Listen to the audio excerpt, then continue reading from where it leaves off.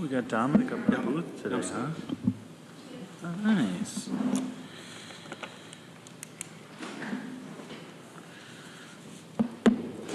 Recording in progress. All right. Wait till Mike gets off the phone.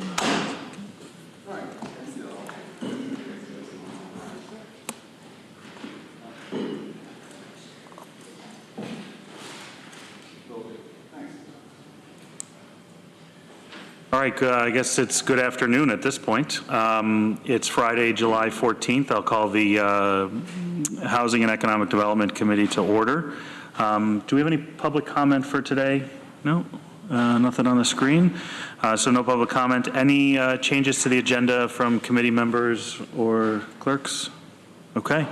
I do not have a chair's report today, so nothing to add there. I guess I will turn it over to Lisa for a county administrator's report. Thank you, Greg. I have one item to update the committee on that would be of particular interest, and that is the search process for Workforce Development Director, which the job posting was up for 4 or 5 weeks, I believe, and we began the interview process with candidates yesterday. We have a search committee comprised of county staff, department heads. Greg is on it as chair of this committee, as well as members of the executive committee of the Workforce Development Board. And that process will continue further into next week. So it's going well. That's all I have. Great. Any questions for Lisa or county administration? Okay. Go ahead, Ann. How many applicants did you have? A total in the pool? Or that are in the finals? Just you said it was going good, so I'm just wondering. A number. I'm not. Yeah. A good number. A good number. Okay. Yeah. Thank you. A good number of strong applicants, I would say. Excellent. Yeah. Okay. Next on the agenda is a report discussion, the Chamber and Chamber Foundation update ID 11780.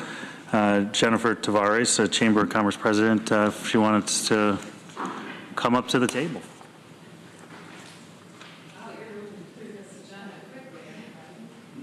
It's a beautiful Friday in July. Outside and try to dodge what may or may not be another thunderstorm. Well, just give me a second. Just give you a second to get set up. Set up here. Sure. And I actually brought a little sort of a hard copy version of what I want to share today for folks. And I know. If you could, sorry, Jennifer, if you could just make sure. Get on the microphone. Get on the microphone. Yeah. Thank you. Thanks, Ann.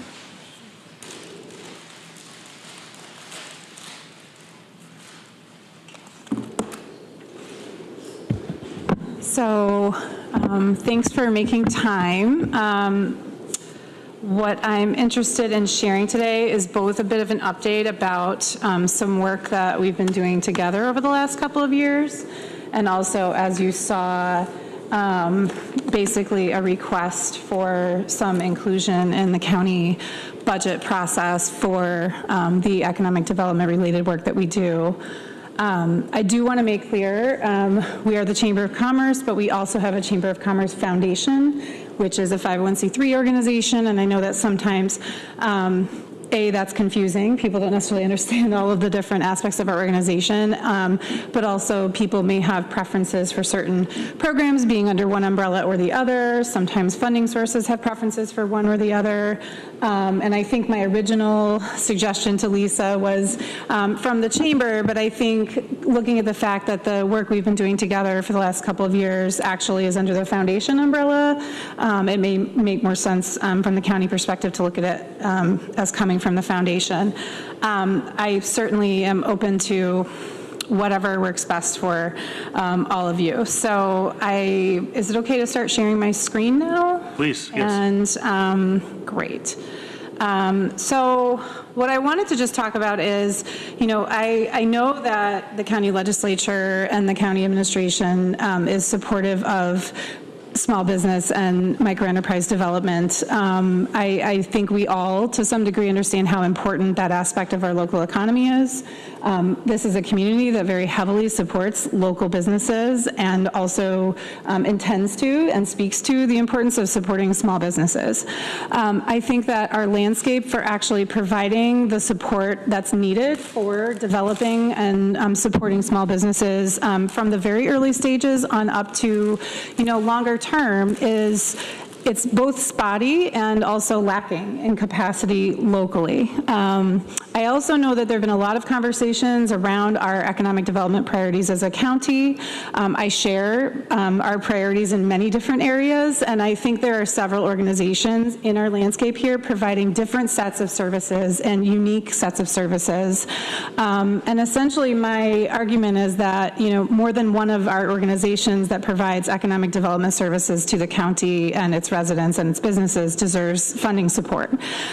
We provide a distinct set of services and a different type of services than the other organizations that are supported by the county. And frankly, if I look at the landscape of the different ways that some of this work is done, countywide and elsewhere, almost every organization I can think of is supported in one way or another by taxpayer funding, whether it's locally or from the state or federal government, for providing the services that they provide. And the only one that is not actually receiving any taxpayer funding for the work that they do is the Chamber and the Chamber Foundation. So I'm hopeful that this will at least help us continue the work that we've been doing together and have a deeper conversation around why having a stable, regular resource for small business and microenterprise development, which is a very different and unique need from some of the higher tech businesses we support here, some of the industrial-based business development and economic development work we do here. I'm really hoping that we can be that partner with the county. I just wanted to review briefly, and I think these pictures are really important because they tell the story of the businesses and the types of folks that we, over the course of developing the microenterprise program in the last couple of years, have been supporting. It's a really diverse array of business types, of industry partners and sectors, and folks that are residents of our community and small businesses that a lot of folks probably know, or if you don't know them yet, I think you will soon. The foundation and the chamber are long-term committed to this work. We have been for a long time. I think one thing that's important for folks to understand, and I have to help distinguish for folks, is while the chamber is a membership organization, we help hundreds of people and businesses every year that are not members. People call us for help when they need help. The pandemic was a really phenomenal illustration of the extent to which local businesses, residents, and even local governments relied on the chamber as the information source, as the entity that could provide this level of support and backbone resource provision.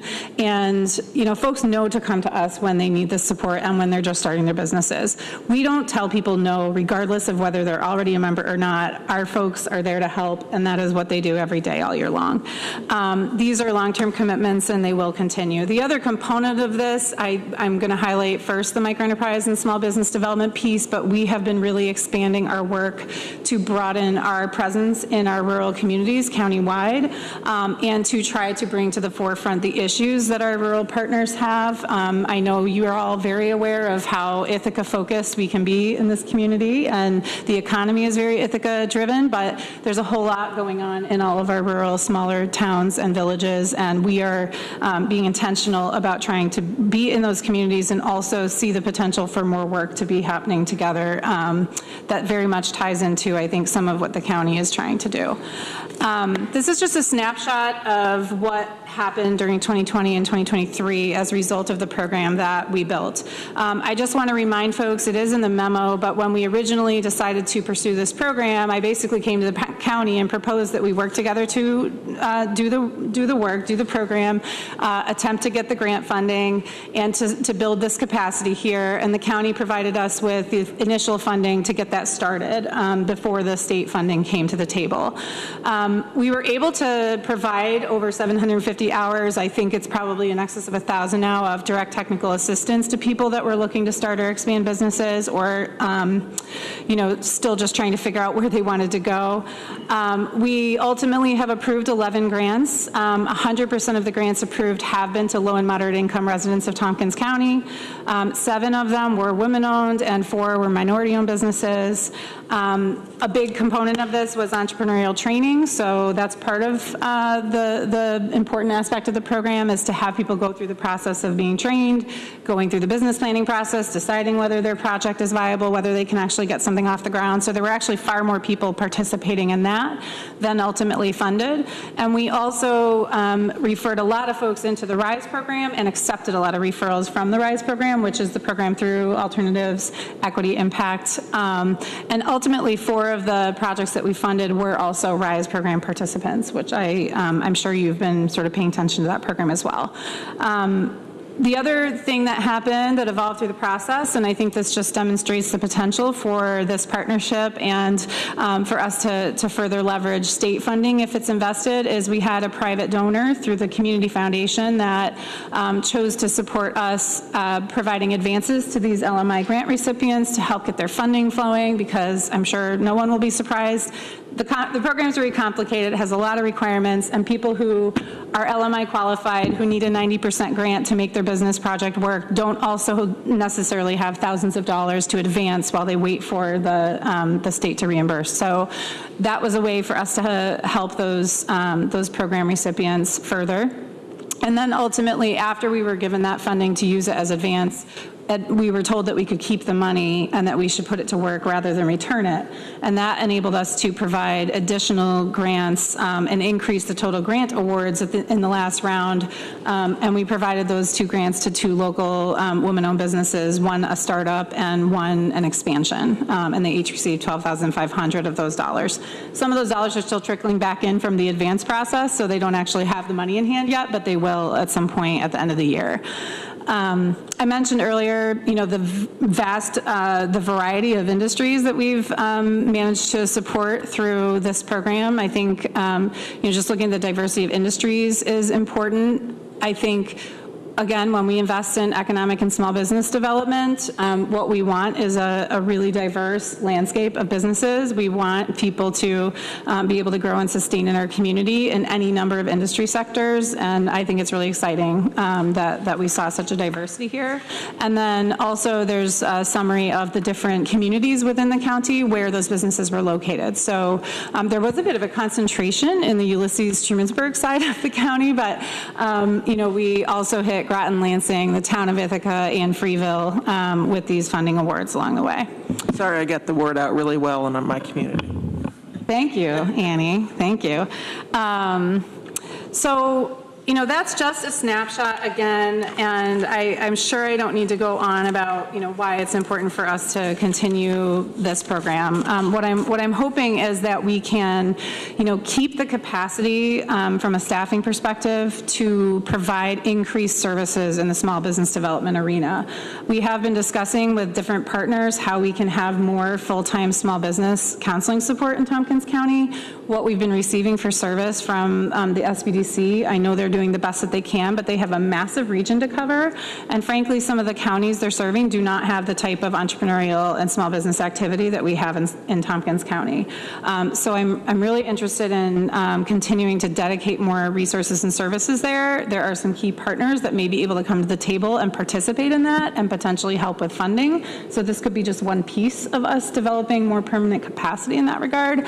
And I am definitely interested, once we wrap up in the next few months this round of grant funding, seeing whether we can ask the state for another round of funding. If we can keep these funds flowing in and continue to help establish more and expand more microenterprises, I think that's a good outcome for everyone.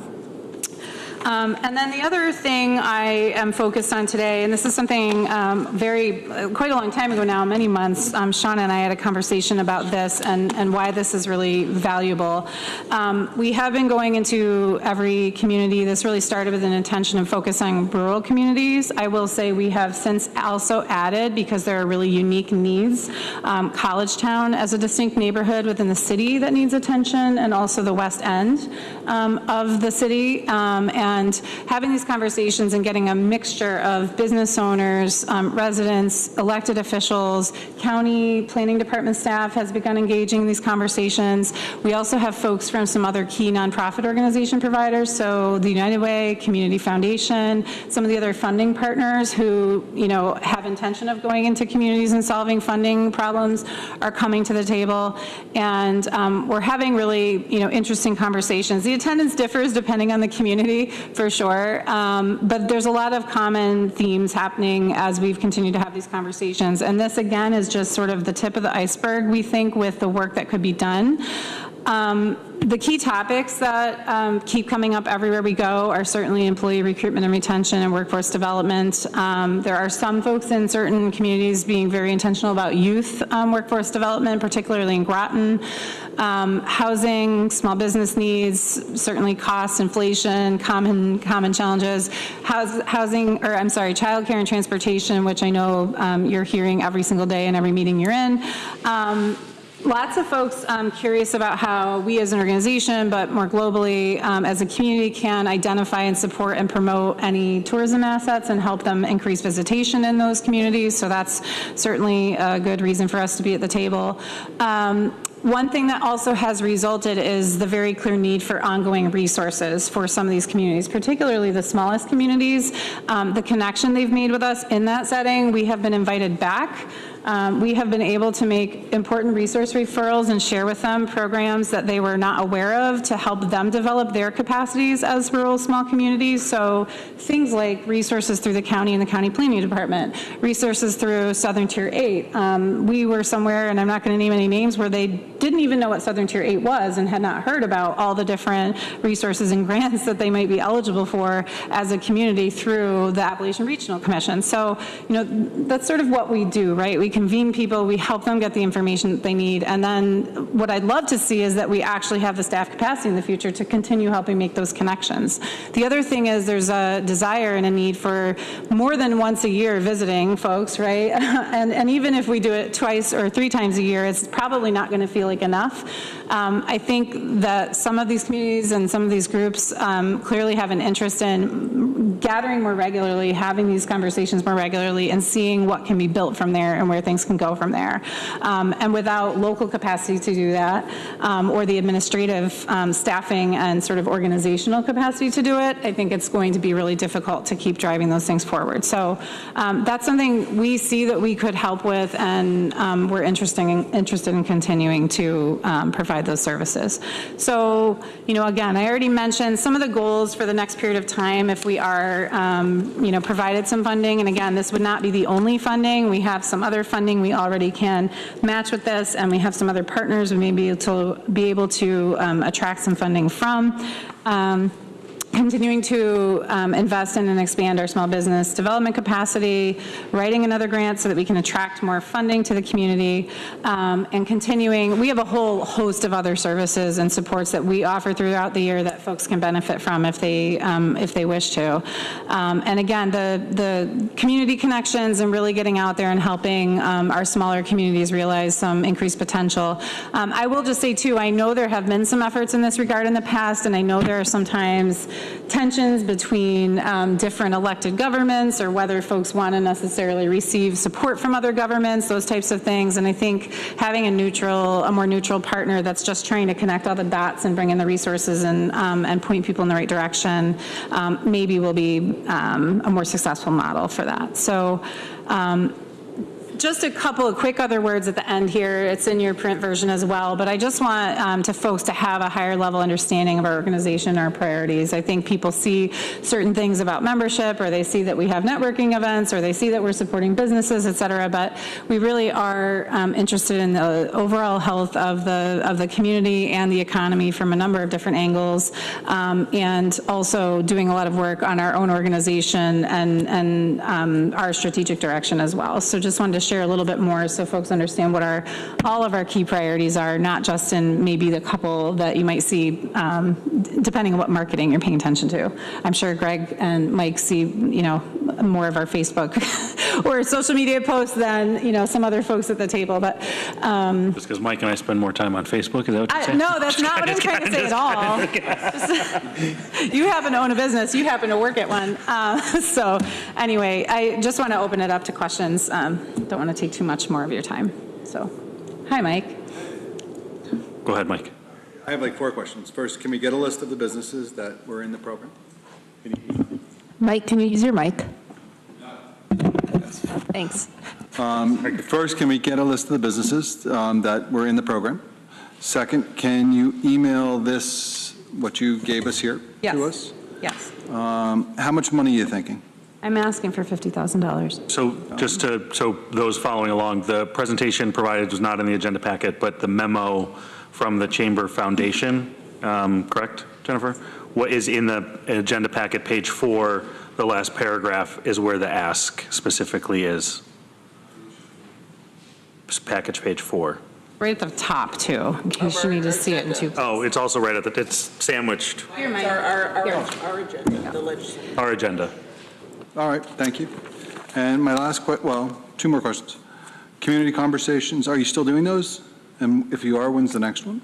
We actually just had one yesterday, and we're about to restart and start moving around the county again. So, yeah.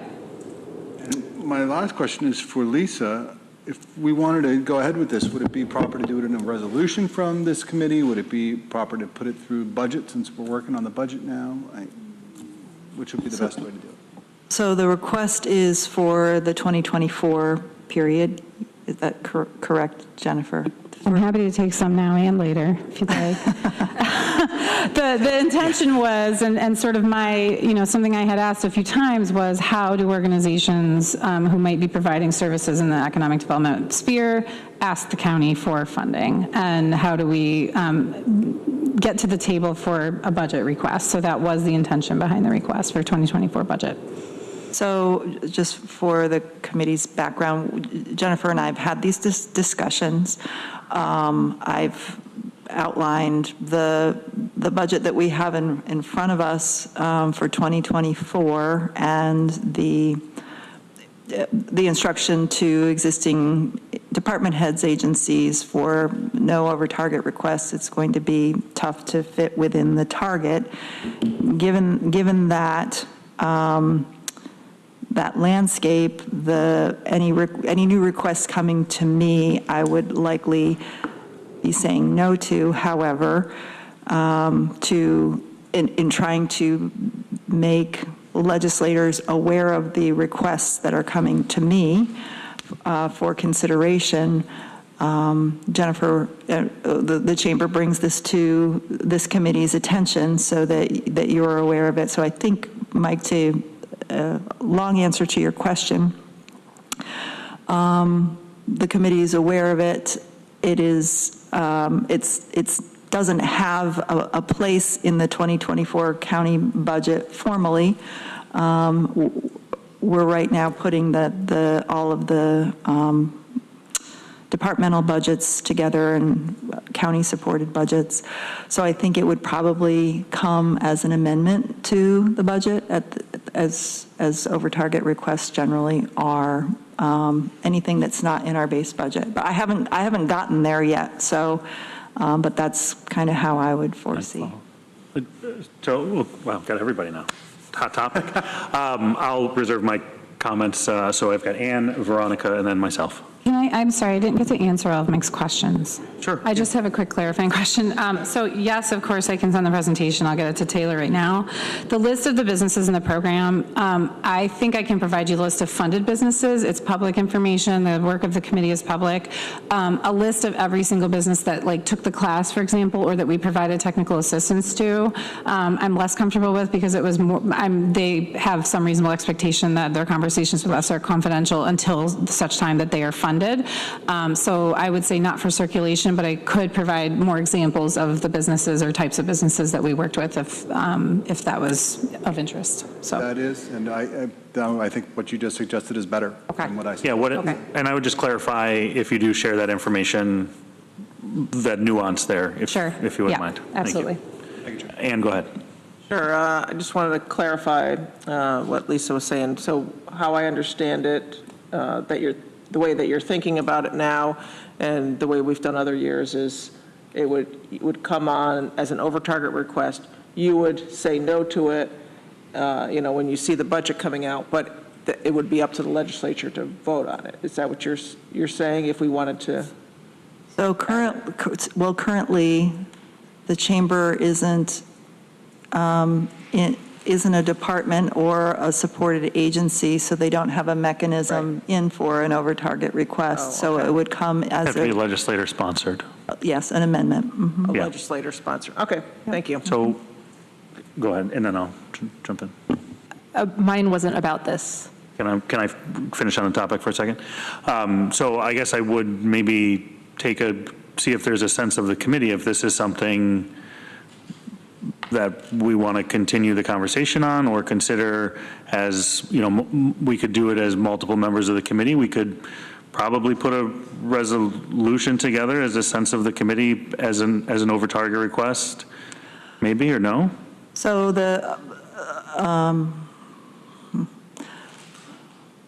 resolution as an over-target request, I don't know that it's functions that way. I think that the formulation of the budget itself is a function of county administration, and then outside of, once that budget is finalized and recommended, it's then that the legislature adds, removes, amends.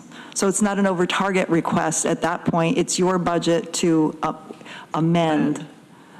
Once it's submitted. Yep. And I'd be willing to put my name on as we submit an amendment. So one of the questions that one of the comments that we've been asked by the Budget Committee Chair is that we know early and Yes. in advance of these requests. Yes. So, and maybe this is something to talk with BCP about at some point, or, if there are initiatives or things that come out of committees that don't have a place in the budget, how do we get that or solidify that in the budget other than having a sense of the committee body, then going to the legislature, and then that becoming, because if the committee thinks that there should be maybe a seat at the table for the Chamber Foundation, and then ultimately the legislature would have to agree. Yes. That would have to come from, that direction to you for inclusion in your budget would have to come from the legislature, because you wouldn't just create that seat on your own, correct? So I can give you a couple of examples. So for instance, at our April budget retreat, when I was putting together the known requests, opportunities, threats, et cetera, this was included then, the request from the chamber. So people were aware of it. There's even more awareness now.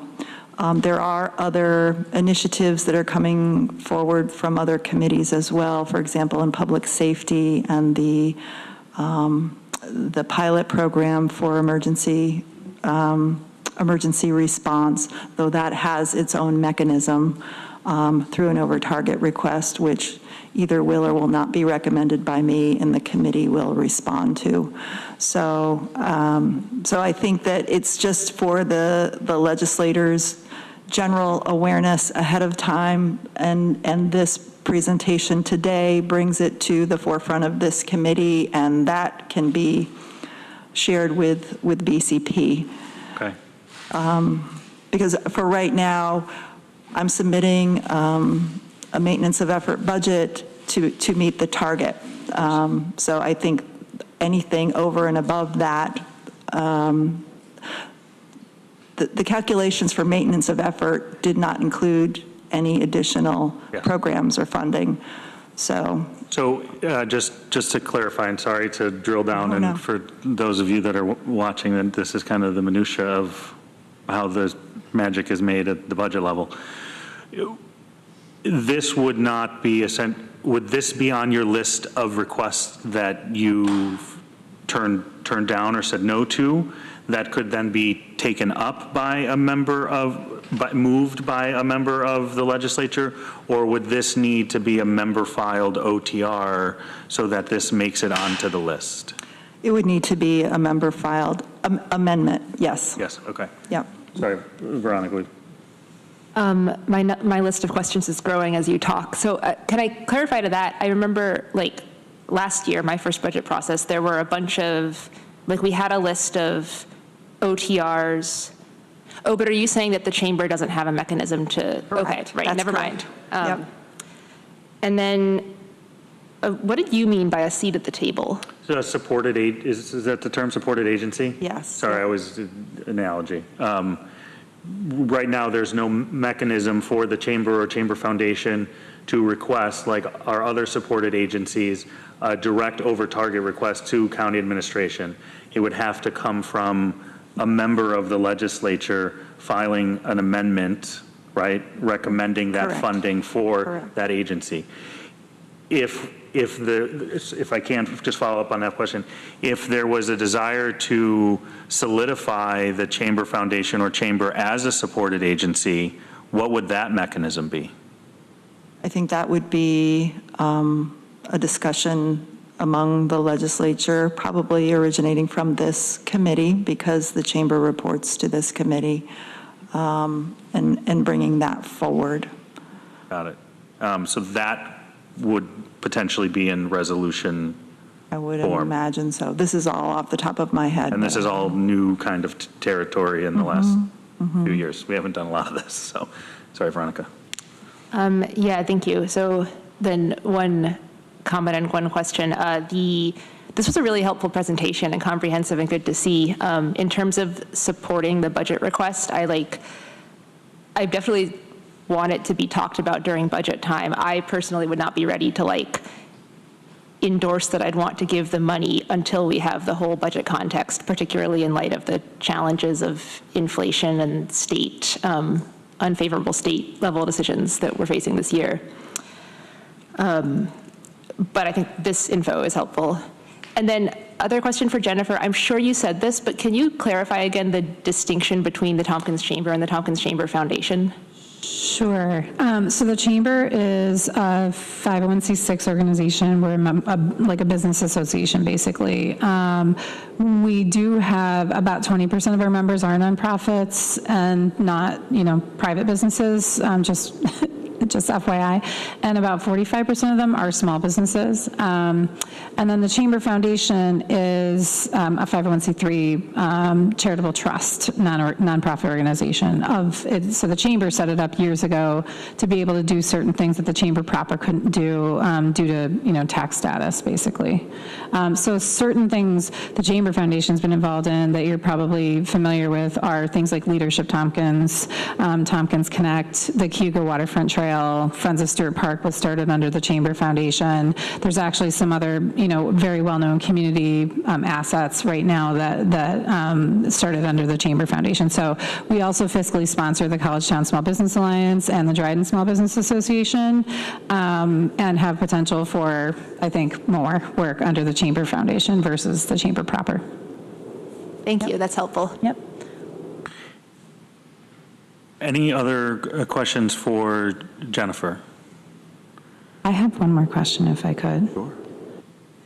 Would it be easier if I had asked for funding from any buckets of money that are remaining in 2023 versus trying to get into the budget for next year structurally? I know I hear all of you working on the challenges with the structure and the ways to provide funding, right? So I'm just wondering if there are other mechanisms I should have considered or should consider.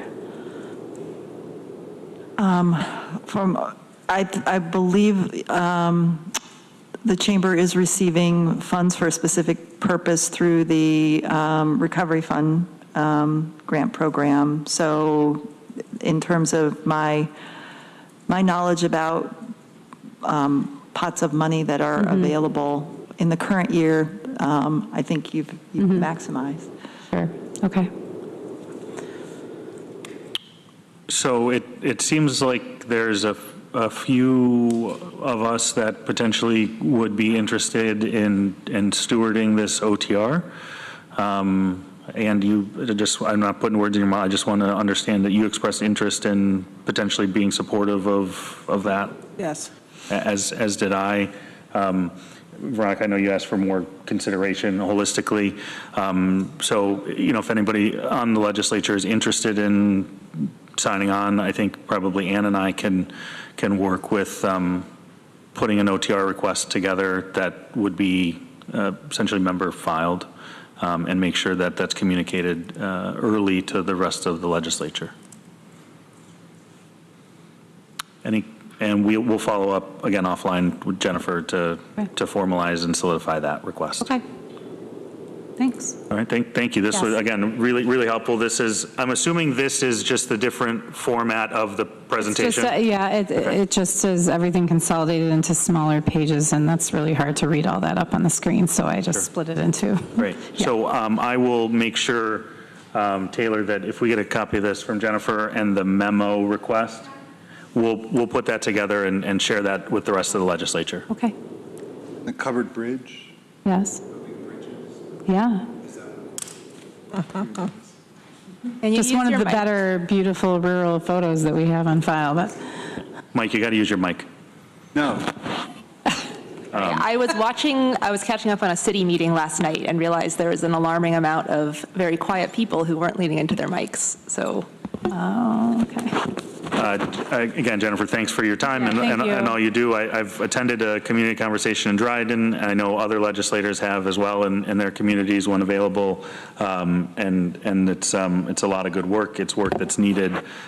We obviously have an economic engine in our community that needs to be supported, and you and your staff do great work, so I appreciate that, and please pass that on to everybody on the CVB and Chamber team. Thanks so much. Appreciate it. Have a good day, everyone. Thank you. All right, next up on the agenda is Planning and Sustainability Department. Elliot, I think you're here for both of them. Yes. Great. So there's a resolution authorized to submit 2023 New York State Office of Community Renewal Community Development Block Grant Program housing application for Healthy Homes Rehab 4 program and designation of environmental review certifying officer ID 11763. If I could have a mover, Ann, seconded by Veronica. All right, it's all yours, Elliot. Well, the title sums up a lot of it, but this is, as you said, a resolution to authorize submission of a CDBG housing application, which DPS is currently working on putting together. The State Office of Community Renewal issued a request for applications back in May of this year. So we're preparing an application to request. For the moment, we're planning $587,640 in housing rehabilitation funding to assist up to 20 households making at or below 80% of AMI and living in substandard housing. The assistance would be provided through subrecipient INHS.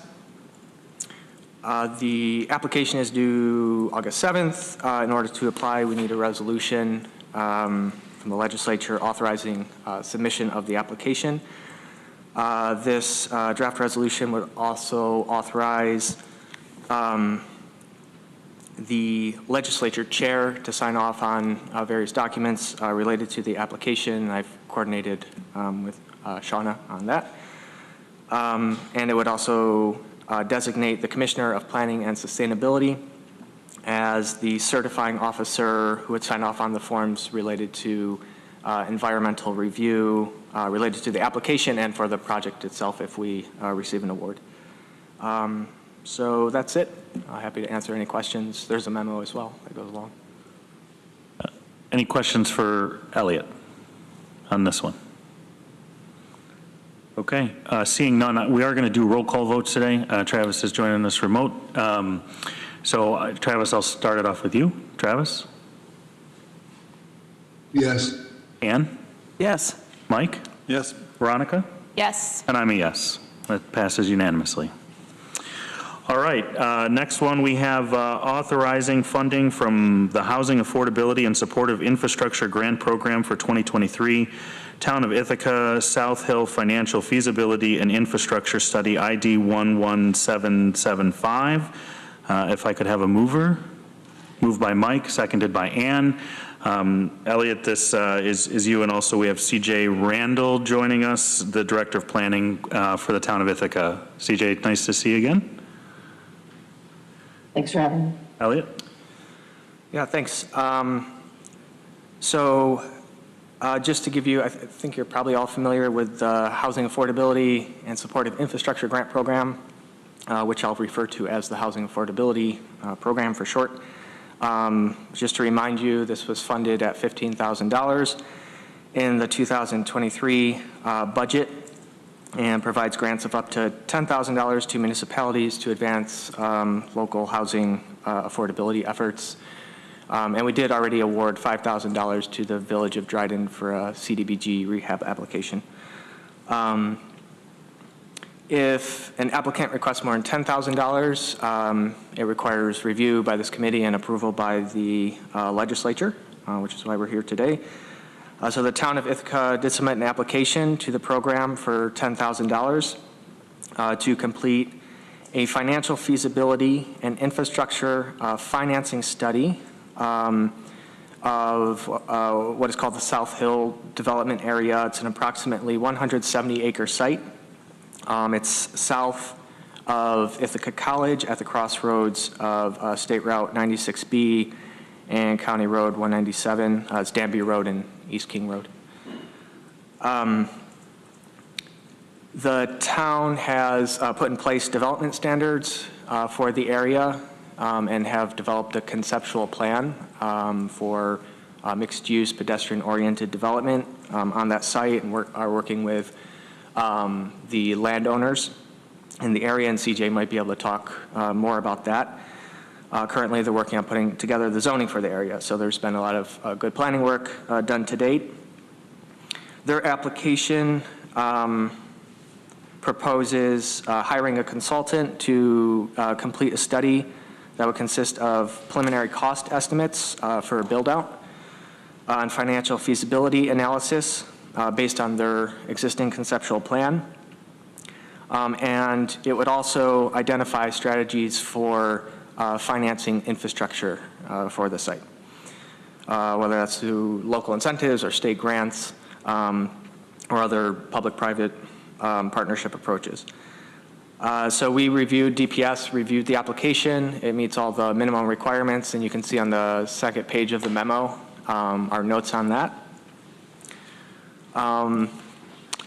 And just one note that in this resolution, we added, and we've discussed this with Town of Ithaca, a condition to approval of the award to include affordable housing in the study, both in the financial feasibility portion of it as well as the infrastructure part. And that was to, I guess, strengthen the alignment with the housing affordability program objectives as well as our work advancing affordable housing. But also if developers at that site were to seek out IDA incentives under the workforce housing policy, they'd either have to provide affordable housing, 20%, I believe, affordable housing on site, or pay into the Community Housing Development Fund. So we thought it was important to take all that into consideration in the study. Those are the basic facts. I don't know if CJ has anything to add to that, but I'd be happy to answer any questions you have.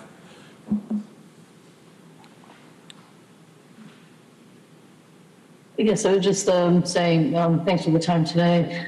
The town has been undertaking this initiative of the traditional neighborhood development here at South Hill for the better part of a decade or more. And we're really looking at, we've through the comprehensive plan and the charrette process, many years of study have finally come to a reasonable build-out scenario.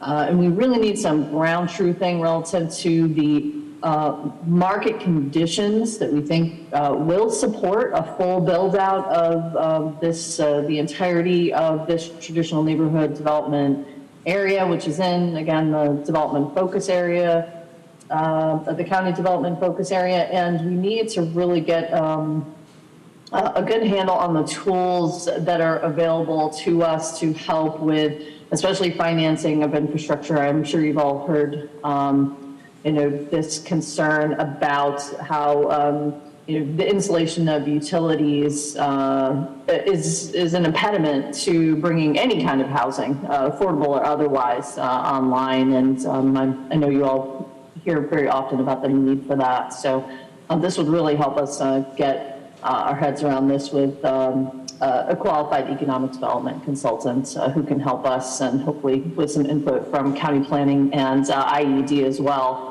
to put some incentives in place to help get this project off the ground.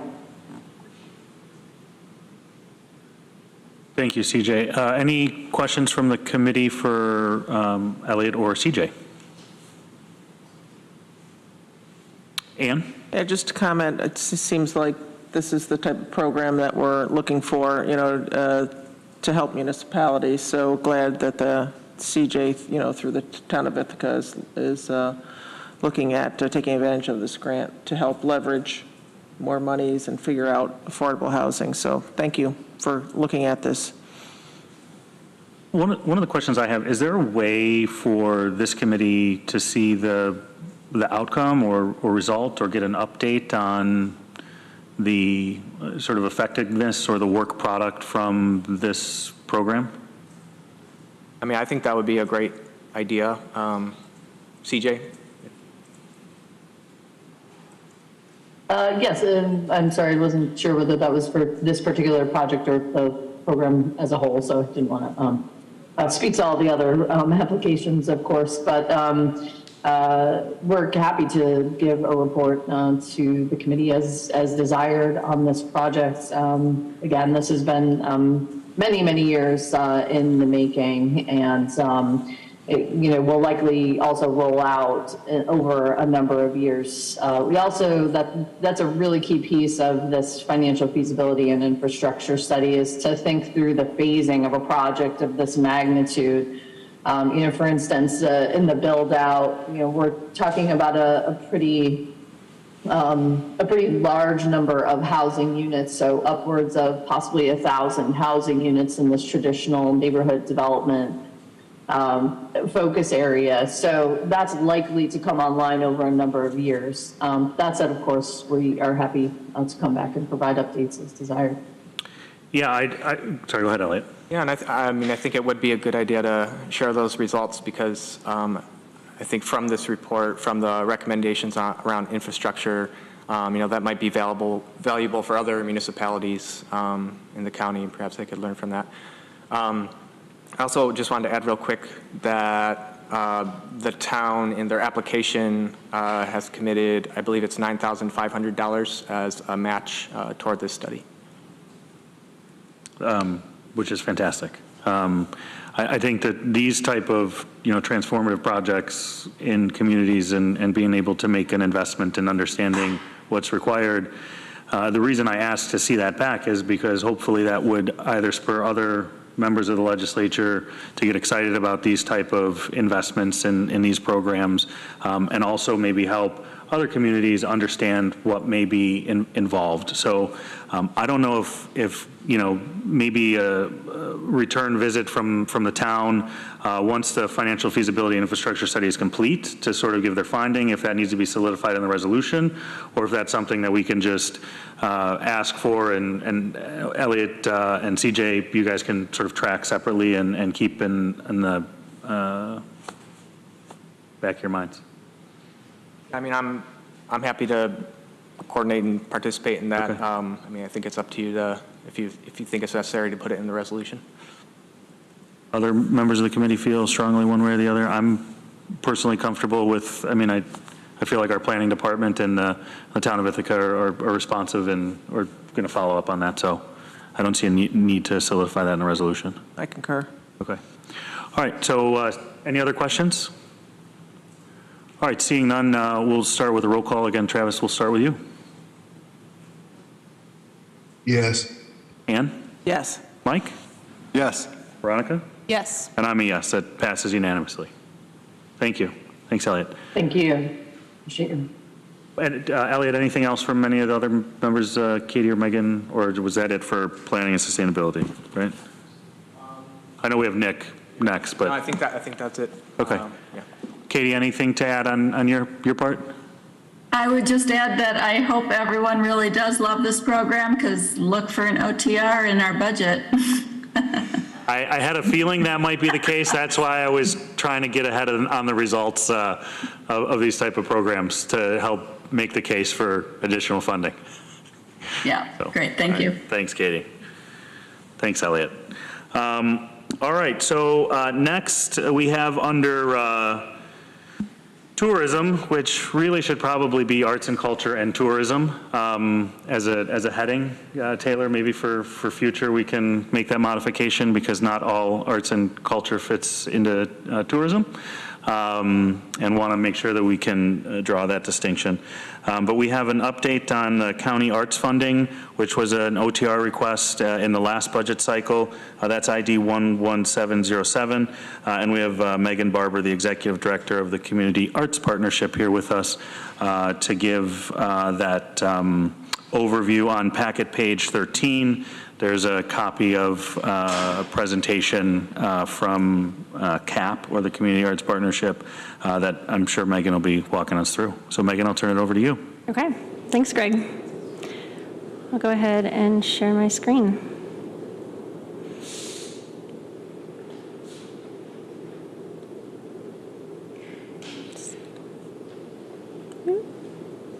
Well, I'll just start here. Thank you for having me. I'm here to give a little bit of an overview about the Community Arts Partnership, who we are and what we do, and then share how the 2023 OTR has been making an impact in the county. And then Greg invited me to share some opportunities to engage with local arts this summer, so we'll close out with some things to share, because there's a lot going on. So our mission at the Community Arts Partnership is to strengthen the arts in Tompkins County. We do that by supporting artists and arts groups, ensuring equitable access to the arts, and this OTR has a lot to do with that part of our mission, and cultivating a creative culture that reflects our community's diversity. And so we really focus on 3 areas there: connecting artists with audiences, providing funding for the arts, and then helping artists make a life here. And we've been working in Tompkins County for over 30 years now. So there's 2 main ways that we go about meeting our mission, grants and programs. So there's a number of grants programs that we administer. We are the statewide community re-grant partner with the New York State Council on the Arts. And so we channel funding from the state into all corners of Tompkins County. And the Tompkins County OTR helped match that fund, so we were really able to expand this year, which is very exciting. That supports artists in classrooms. It supports programming at rural libraries and community centers, summer camps downtown, artists making art and involving the community. So a lot of small community projects there. We also administer the ACOD grants for the tourism department, the Arts and Culture Organizational Development grants. And then we have a strategic opportunity stipend, which supports local artists who have like it sounds, an opportunity to really take a step to advance their career. Maybe they're invited to have a gallery show in New York City, or take a workshop in opera in Italy, or something like that, and we're able to fund them to do that, and that's a really beloved part of our work. We also have a number of programs which are all about connecting artists with audiences, so we like to serve as that bridge and give a platform for artists to be known in the community. We just hosted our Spring Rights Literary Festival, which engaged, I don't know, at least 100 local not artists, but playwrights, poets, writers, authors, giving readings, presentations, workshops, cool spoken word jazz, live evening events, all kinds of neat things. We have the CAP Art Space Gallery, which is in the Tompkins Center for History and Culture, right on the bottom floor, with a rotating gallery of local artist shows, changes out every month.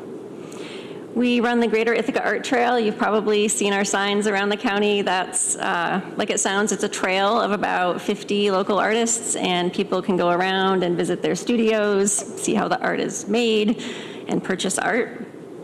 And then we have the Ithaca Artist Market this year coming up on August 11th, which is a Friday afternoon.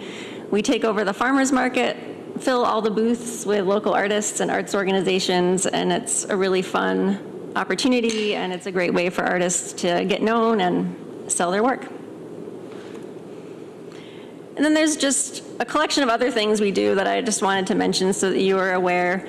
We do a lot of work marketing the arts, just sort of in general, marketing artists and the arts in Tompkins County.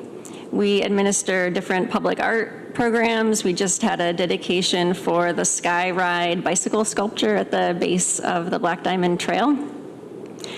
We administer the Poet Laureate program, and I know you got to hear Janie Bibby share some poems at the beginning of the year. And then we offer networking and technical assistance for artists and arts groups, which is all aimed at, like we said in the beginning, helping artists make a life here, you know, through their art. And then we, from time to time, we serve as a fiscal sponsor for different local arts organizations. Right now, we are the fiscal sponsor for the Community Unity Music Education Program. So I wanted to share some detail about the 2023 OTR for community-based arts programming. Last year, you all approved our request for $120,960 of re-grant funding, and this was a double match of the state funding, and then the state was excited and matched that. So that was great. You know, we went from like 60,000 for these small community-based arts programmings to 240,000, so very exciting, and we still had more requests than we could fund, so you know, the need is really out there, and it was a privilege and a pleasure to be able to fund so many requests this year. We have, these requests fund 3 different grant programs. The Grants for Art Programming, which is all public arts events, like I mentioned, the storytelling at local libraries, summer concert series, that kind of thing. Then we have artist and community grants, which are for artists who are making some art that is particularly engaging the public and of public benefit. And then arts education, which brings artists into classrooms to support non-arts instruction. So, for example, there's an artist who spends a lot of time at Caroline School for their first graders and kindergartners learning about ecosystems and animals, and she goes in there and helps them make puppets and, you know, sculptures of animals and their habitats, and so that's the kind of thing that we fund there. So as I mentioned, this year with this funding, we more than doubled the number of grant requests. We were able to get out there and promote these grants more than we could before, and so we more than tripled the number of first-time applicants. We're funding more than double the number of requests, and we nearly doubled the average grant size, which I'm really pleased about, because in the past, with such limited funding, we would often not be able to fund the full program, and often what people would cut is, well, we just won't pay the artists, which is sort of defeats the purpose of it all. So it's great to be able to offer that larger grant size. We do a much more full evaluation at the end of the year, where we ask all the grantees to let us know, statistics of how many people came and all of that. But I can tell you just in the beginning of what I know, that 30% of the programs we funded in particular involve youth. So like the Dryden Intergenerational Band and Chorus, the GF Jumpers. 31% is going towards rural programming, and that was a real specific focus for us this year, as it always is, but I knew it was a specific focus of you all, and so we tried even harder to get more applications and more funding out to the rural communities. Brookendale Community Center, supporting their music there. I live in Brookendale, so I go out to the farmers market, and there's music every Saturday, so that's thanks to this. And then 33% of the programs are specifically supporting communities of color, the Latino Civic Association with Latino Heritage Month, Village Ithaca, CUMEP, and more. What's CUMEP? That's the Community Unity Music Education Program. It's a summer camp, mostly a summer camp, but also after school at Southside. Thank you. Yep.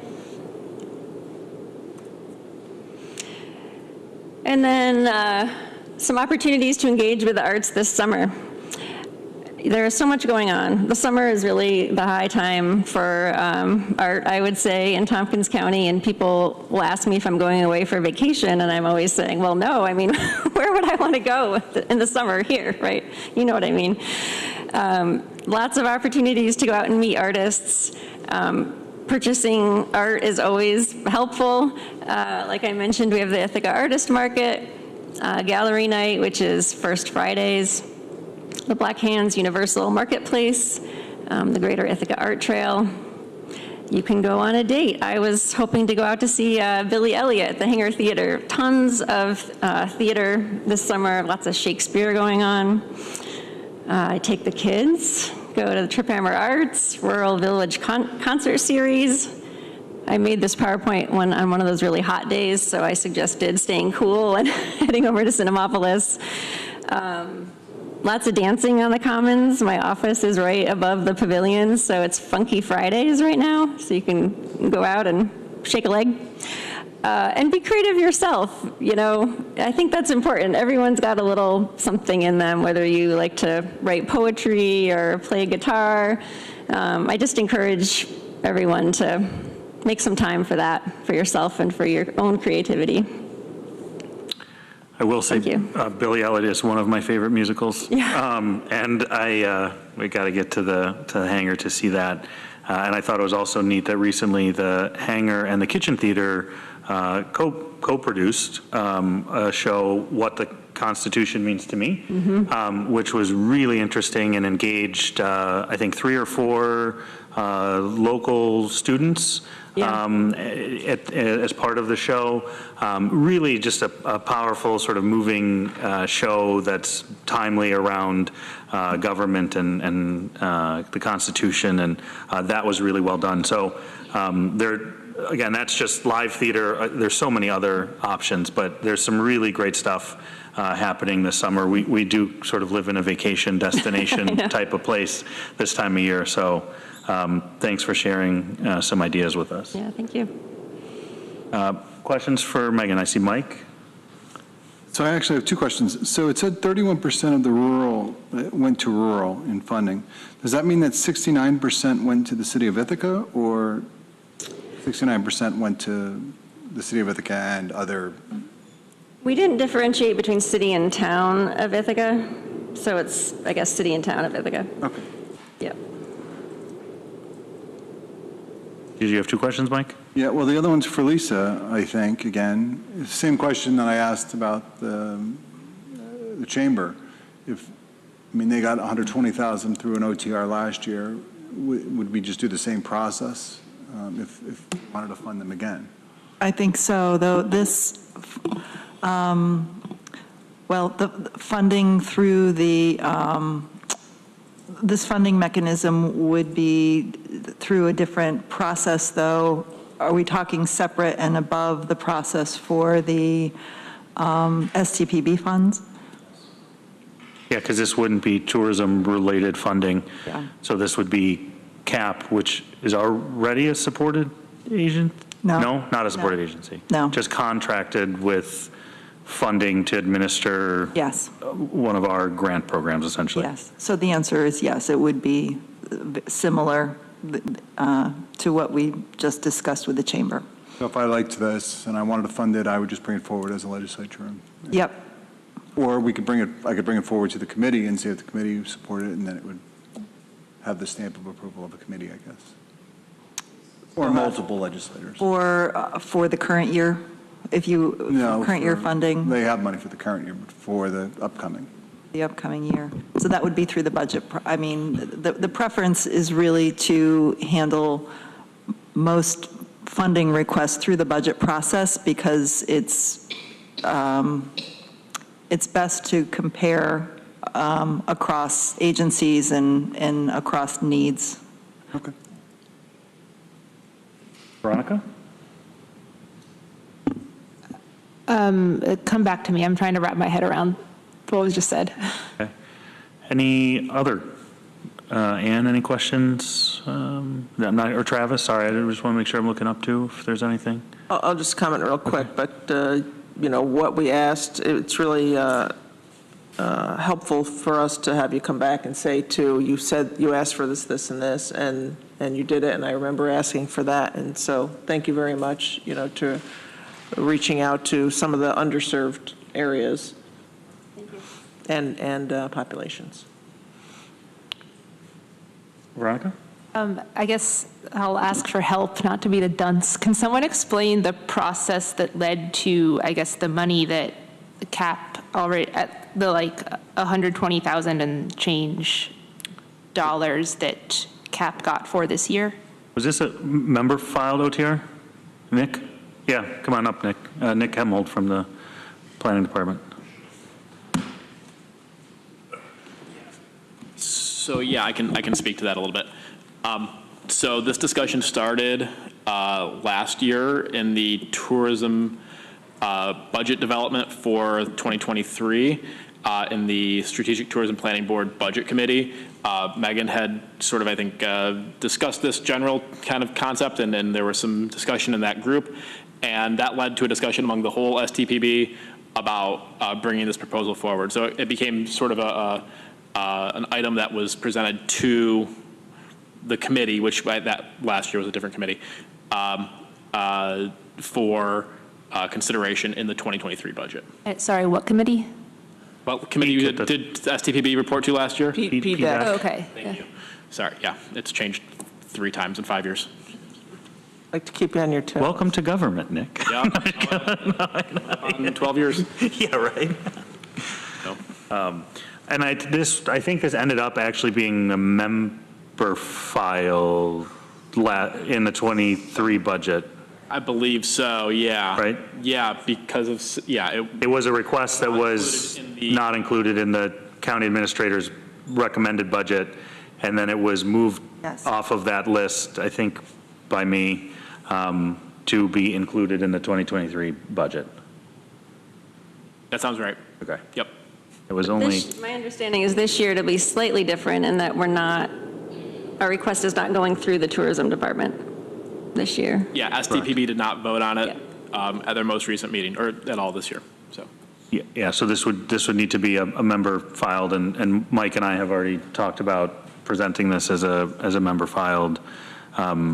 Also, too, trying to help bring the distinction that there is community art, there is tourism art, there is not all art is tourism, right? And so we're just trying to look this more specifically as community, hyper-focused community-based art, which ultimately helps our artistic ecosystem, right? And growing new artists and growing new theater and growing new products and more members to the trail, which ultimately at some point does help our economy and desirability as a place to live and a place to visit.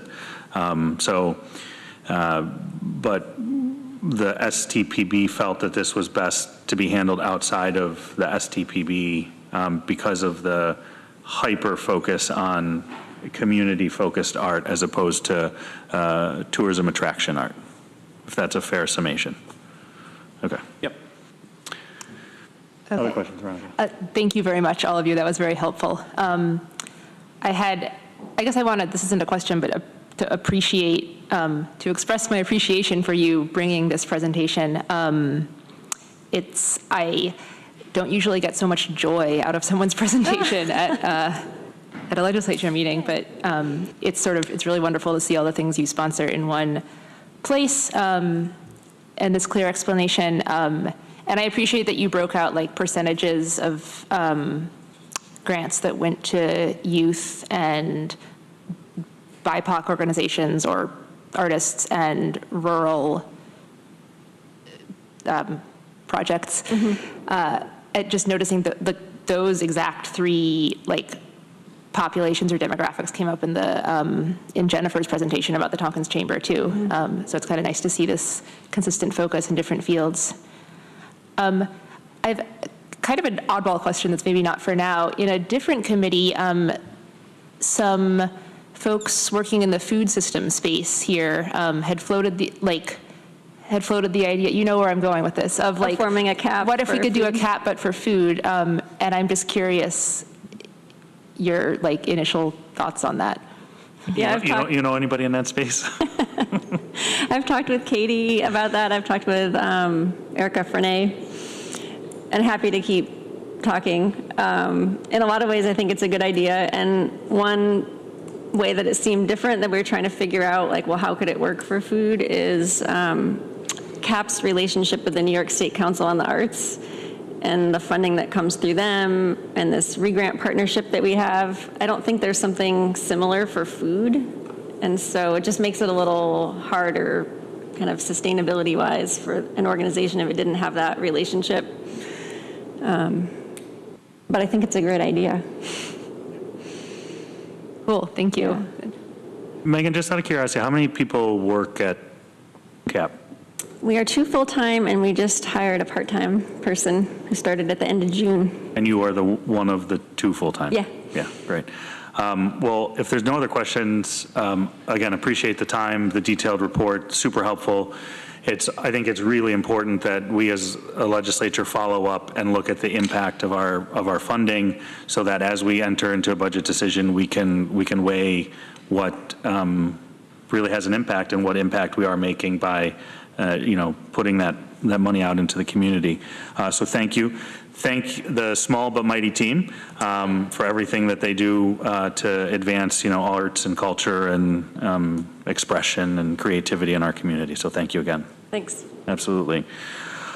All right, moving on. Next item on the agenda, we have a resolution. Resolution Awards of Arts and Culture Organizational Development Stabilization and Recovery Fund, ID number 11768. If I could have a mover for that. Moved by Veronica, seconded by Mike. This is, I guess I'll turn it over to Nick, because it'll just be easier for Nick to explain it. Okay, sure. So you'll recall a discussion earlier in the year regarding a budget adjustment for the hotel room occupancy tax and the tourism program. A large portion of that was dedicated to arts recovery funding. This is the result of that and the next step in that process. So this resolution represents funding allocation to 12 organizations who applied for what we're calling the Stabilization and Recovery Fund for the Arts and Culture Organization Development Grant.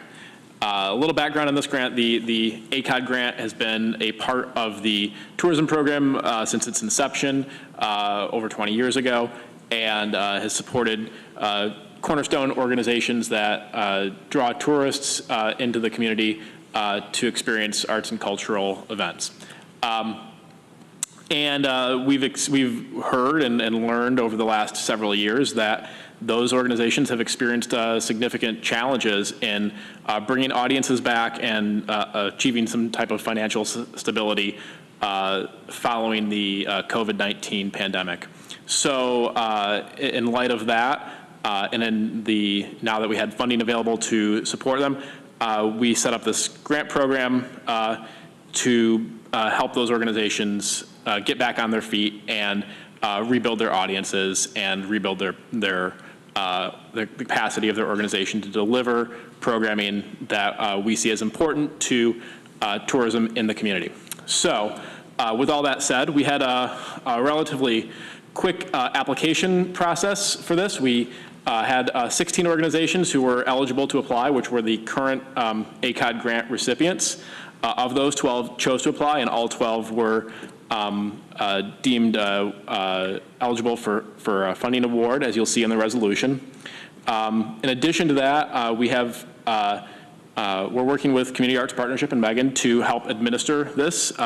So there'll be some extra time on their plate here for the next roughly 18 months and working with these organizations in this process.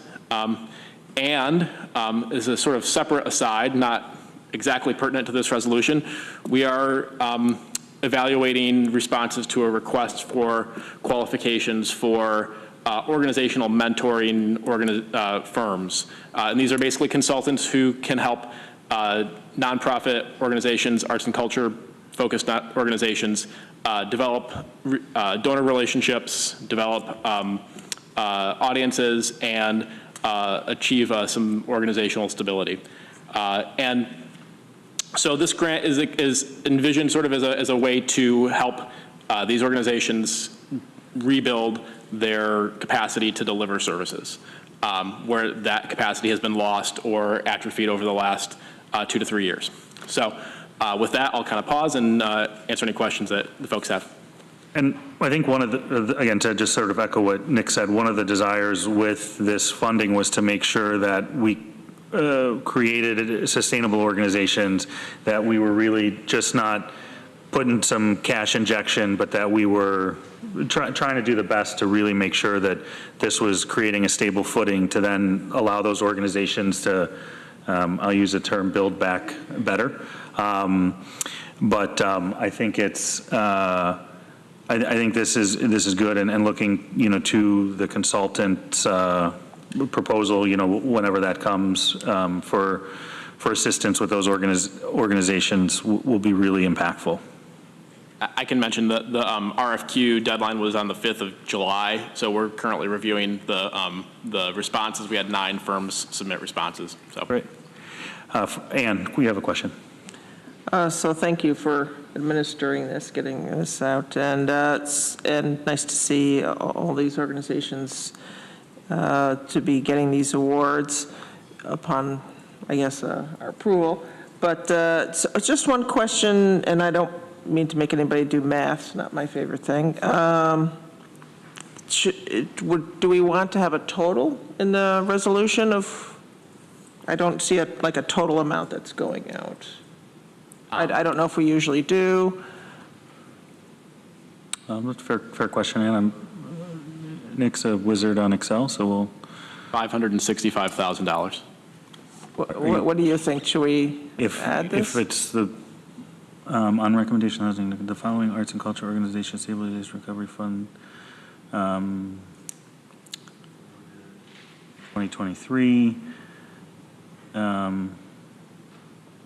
Maybe in the bottom line right before the chart for that the following stabilization award be awarded in the total amount of.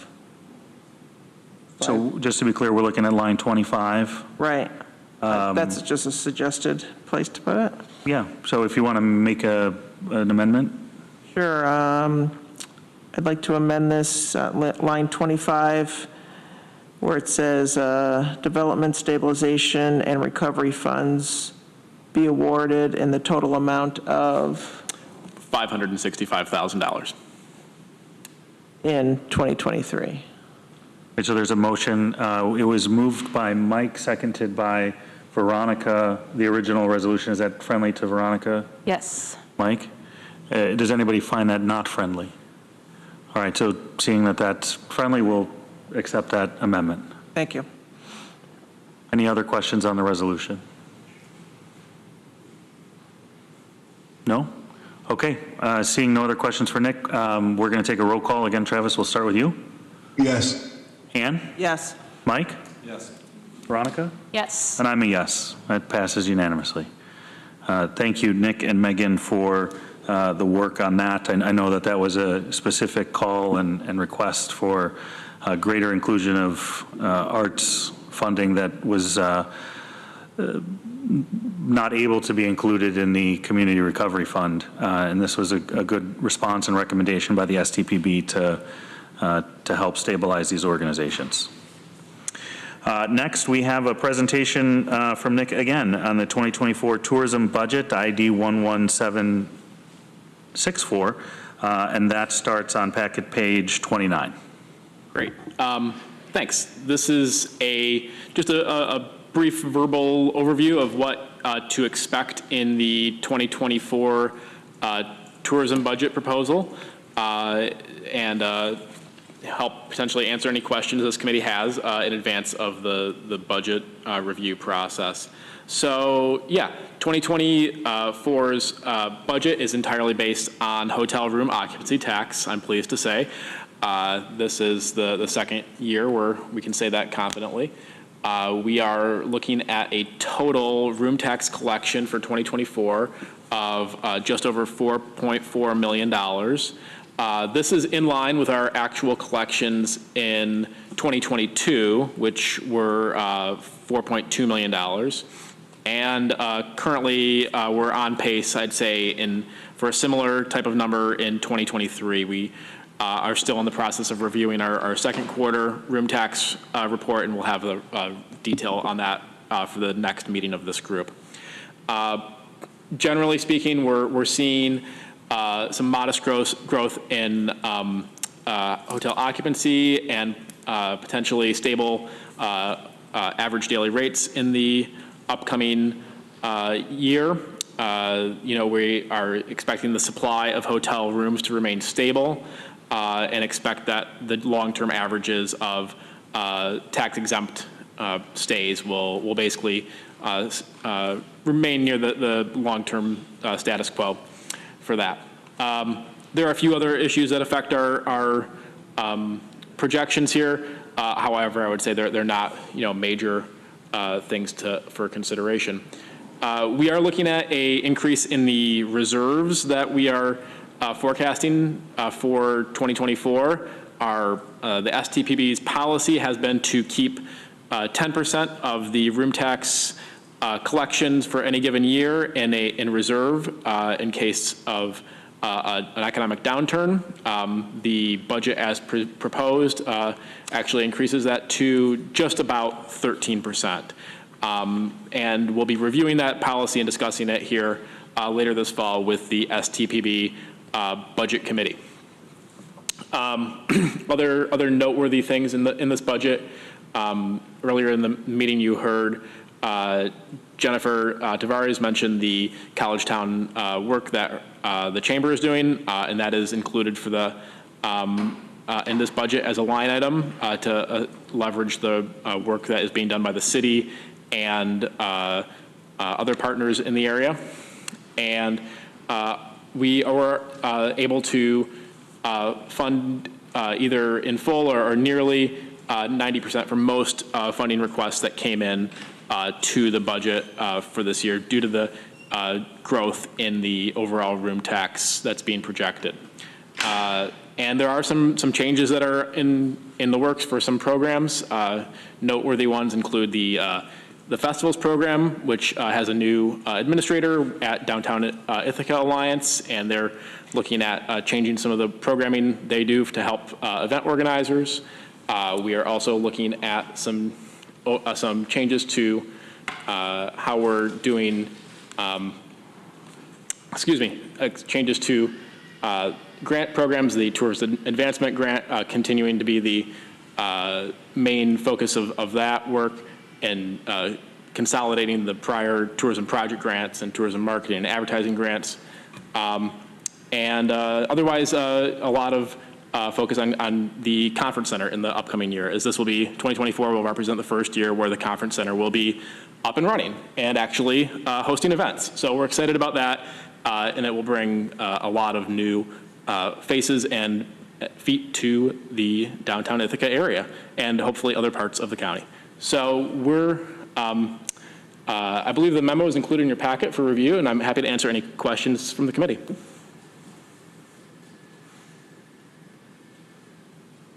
I will say I appreciate the STPB taking a look. I know during our last budget adjustment, there were some comments about the reserve and making sure that the room tax supported programming has a little bit, we try to be a little bit more self-sustaining if there's another downturn or sort of global impact event. So I appreciate taking a look and growing that, and I know that there hopefully will be further consideration with any additional, if there is any additional, budget surplus or adjustment, and potentially growing that reserve a little bit more if possible. So that definitely was nice to see that in response. And then it's also great to see that, in the product development area, we do have, some organizations that are seeing a nice increase, and that's based on, our increase in room tax collected. So this, I think, is a good budget all around. And in full disclosure, I'm also on the STPB Budget Committee, but not trying to praise that work. But I know that there's a lot. I mean, the whole STPB really puts a lot of energy and thought and consideration before moving this on to this committee. So. Other questions or comments? Ann? I know we, I don't know if this question was answered before or if we had the data. A year or two ago, we had raised the Airbnb rate, with those rooms less than 11. Do we have any figures on what that increase has been, just separate as far as income? I don't have it at my fingertips, but I certainly can dig into the room tax report, and we can talk about that at the August meeting, because we'll have the second quarter room tax, and we should have a pretty good set of information about how that has changed since the tax rate was increased. And I believe that went into effect in the, don't quote me, second quarter of 2021. Yeah, it's in my notes. Okay. Yeah, we can look at that. We don't have a ton of data, but it'd be nice to know. So just to clarify, Ann, not to nitpick, but to the nuances, that was for inns and what the category we called inns and B&Bs that were 11 rooms or 10 rooms and under? Yeah. Less than 11. Right. So 10 or fewer. 10 or fewer rooms. Short-term rental falls into that category, but we don't parse out specific. Correct, based on our agreement? Yeah, and that's not just for Airbnb, that's for any property. Yeah. We don't disclose the actual collections for an individual property. But yeah, I think I took your meaning as Airbnb as a, sort of the Kleenex of short-term rentals. Yeah. The Kleenex of short-term, there you go. I just want to, try to draw that nuance. Right, just trying to see what that, to be able to tell the legislature, what effect that has had. So far. Yeah, we can definitely look at that and do a little back of the napkin math for the August meeting. Sure, thank you. Yeah. Other questions? No? All right. Well, Nick, I appreciate it. Thanks. Good work as always. And we'll go from there. All right. right. Well, I think we're last, but definitely certainly not least, with Tammy Baker, the county's homeless services coordinator, to give a update. Hi, everybody. So it's been 2 months in the job, and one of the things I said at the last meeting that I was meeting with lots of different stakeholders, and I'm continuing to do that. I am still working with the COC. I just got on 2 committees. One is their Housing First Committee, and the other one is the Home Together Tompkins Plan Committee, which hasn't met yet. So I know that the county has been looking for a recommendation from me around that plan, and I'm not going to be able to do that until I start meeting on that committee, which is, I think they've been meeting, they've had probably 3 or 4 meetings, so I'm trying to get up to date about what they've been talking about. So I'm still meeting with DSS and the shelter. They've just been going through a bunch of staff changes, and now they have a new director and hiring a couple more case managers. I met with the Enhanced Outreach team. The Enhanced Outreach team, just as a reminder, it's the community outreach team, the rural outreach team, people from STAP, the Adult Protective Service homeless outreach person, and somebody from Second Wind Cottages, and a couple other people. So I was on that. They meet every other, maybe once a month, so I'm going to start meeting with them regularly. So in the shelter, so I'm trying to look at the numbers right now. So as of July 8th, there were 60 people in the shelter. 20 in the actual, our St. John's only has 20 beds, so there was 20, those beds are full, and there's 40 people in motels, 3 different motels, and out of those 40 people, 9 of them are families with some children. And there is something called the coordinated entry list. So anybody that's homeless gets put on this list, and it's a vulnerability score. So outreach people, DSS, I know that Simone from Coordinated Entry also helps, as well as St. John's. So it's a series of questions to ask to find out somebody's vulnerability. And once they get on the list, when there's an opening in any permanent supportive housing places in Ithaca or in Tompkins County, they take the person that's highest vulnerability to go to that unit. So there's 120 people on the coordinated entry list, and because the shelter puts people, they fill out this form called the VSPDAT, they fill that out with people that are in the shelter, so I'm assuming those 60 people are already on that coordinated entry, and out of those 120 people, 20 of those have actually a housing choice voucher, so a Section 8 voucher, looking for a place to live. And so the community outreach, so the county funds that, so there's 2 community outreach workers. There's a steering committee that's supposed to be meeting quarterly, hasn't met in a couple years. So I got all the funders together, and we're looking at convening a steering committee again. And so there'll be probably a couple people from the legislature assigned to that, as well as people from Common Council and Downtown Ithaca Alliance, because they're the 3 funders. So unfortunately, there's been a change of hands there. A couple of those outreach people are leaving. So Family and Children's has advertised for those 2 positions. And then there's a rural outreach program. It's funded through OMH. It was funded through COVID money. That program, there's 2 rural outreach workers and 1 coordinator, and it also comes with a van. That program did not get refunded, so that's ending the end of December. So what I'm exploring right now is how to combine that. The downtown, the community outreach program is specifically for the downtown area. The rural outreach was really meeting people's needs out in rural communities. They had the van, they could bring people to appointments. So I just met with Anna Kellis today around different funding options through OMH. Is there still possibility to get some money for that? And I'm going to be talking to the legislature, like, what would it look like to expand that program? Could you just clarify OMH? We try to do our best to spell out the acronyms. Office of Mental Health. Thank you. You're all welcome. right, just so that we're all on the same. Yes. Yeah, so that's what I've been working on, and I'm also working with planning and sustainability around how do we expand the shelters? What would that look like? Working with Joe Bose, he used to be at INHS and now he has his own developing company. There's different programs for hotel to housing conversions, so we're looking at that and what's available locally for these as possibilities for not just for sheltering, but maybe SROs or studio apartments. Great. So that's my update. Anybody have any questions? Mike? I'm just wondering, you said there were 9 families? Yes.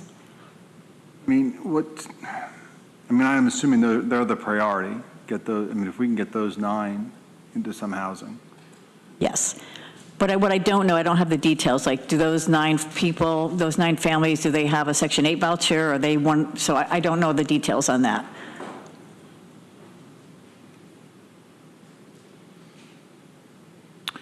This is great. Again, and this all just is going to sort of continue on to Yes. an eventual sort of recommendation or suggestion to the legislature on how to face and challenge or Yes. tackle some of the Right. issues that we're facing. Yeah, and I'm also working with Whole Health, with Harmony.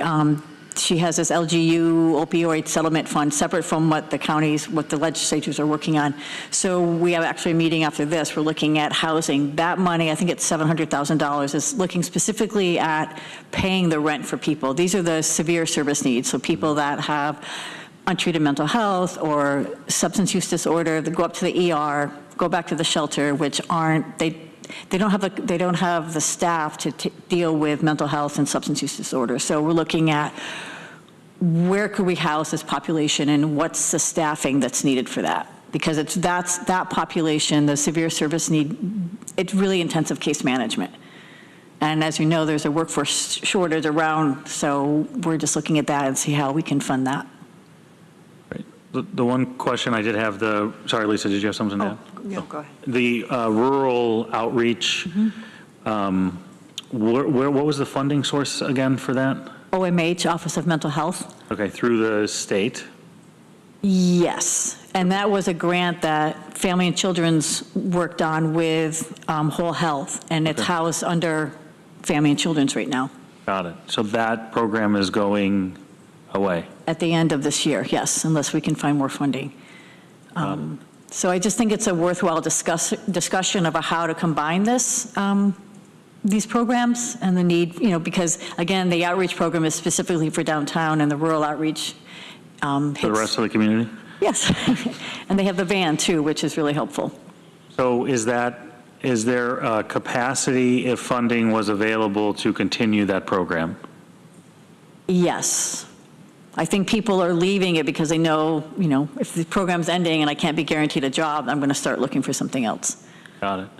And is that something, Lisa, that has come up in any of I feel like this is like the budget request committee today. Here we are. Is that something that's come up in any of the conversations that you can share? Or is that a request consideration that we may see as a legislature, or? You may be seeing it as a legislature. I haven't begun the meetings with departments on their requests yet, but it may very well be coming forward as a community need. Okay.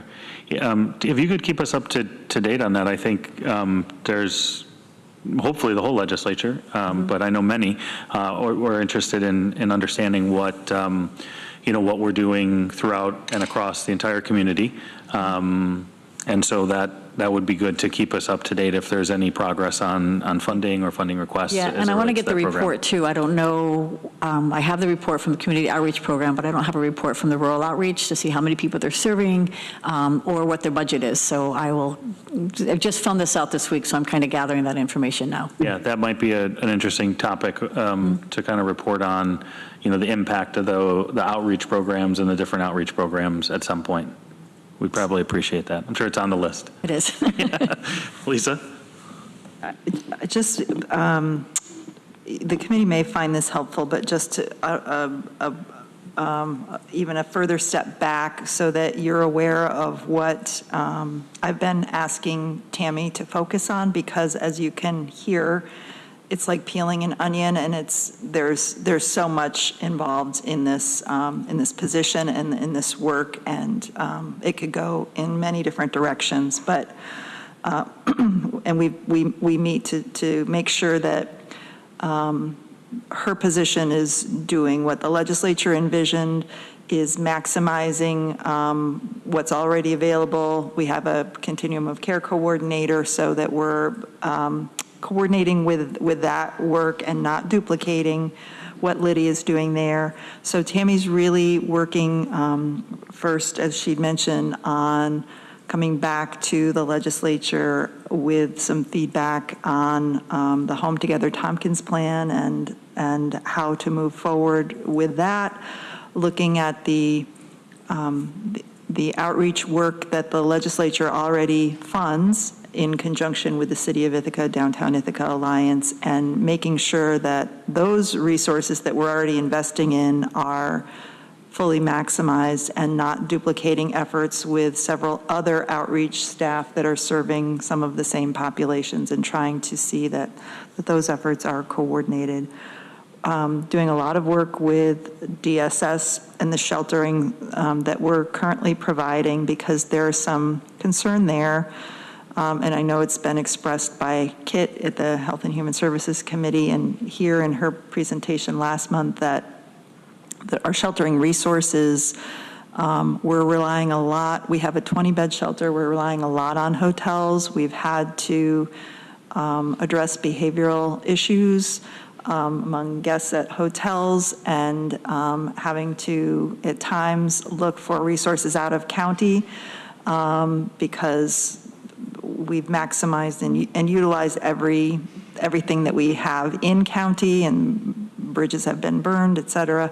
So looking really to see, in preparation for the code blue and cold weather, that our current mandate to provide shelter services to unhoused populations, that we can meet that mandate. So working hard on that. And then finally, looking at the recommendation to the legislature for if we're going to make a sizable investment, where is the best way to make that investment? Because there are many different directions that we could look at, and where will we meet the most need and where will it be the most effective. So those are the major topic areas, and Tammy's been really hit the ground running in addressing all of those.